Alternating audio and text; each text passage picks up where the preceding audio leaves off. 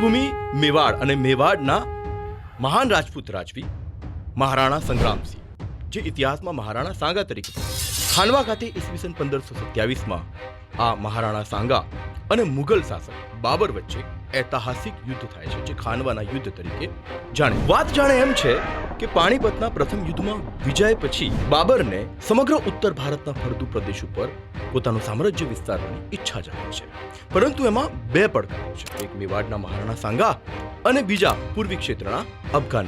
આથી બાબર આગ્રાથી 40 કિલોમીટર દૂર ખાનવા ખાતે ઈસવીસન 1527માં મેવાડના મહારાણા સાંગા સામે પોતાના પુત્ર હુમાયુને લઈને મોરચો માંડે છે. સામે મહારાણા સાંગા સાથે રાજસ્થાનનું સમગ્ર રાજપૂત સંઘ, જેની અંદર વાગડના મહારાણા ઉદયસિંહ, માલદેવ રાઠોર ઉપરાંત મેવાતના હસન ખાન મેવાતી અને સિકંદર લોદીનો નાનો પુત્ર મહેમૂદ લોદી પણ તેમની સાથે સામેલ છે. આ યુદ્ધમાં મુગલો તોપની મદદથી વિજયી તો થઈ ગયા, પરંતુ મેવાડની રાજધાની ચિત્તોડ ઉપર કબજો ના કરી શક્યા. ત્યારબાદ મહારાણા સાંગાને તેમના જ કેટલાક વિશ્વાસુ સરદારો ઝેર આપી દે છે અને તેમની હત્યા કરી દેવામાં આવે છે. ખાનવાના યુદ્ધથી મુગલો મજબૂત તો થયા, પરંતુ હજુ એક બીજો પડકાર એટલે કે અફઘાન સરદાર શેર શાહ સૂરી સાથેનું ચૌસાનું યુદ્ધ બાકી હતું.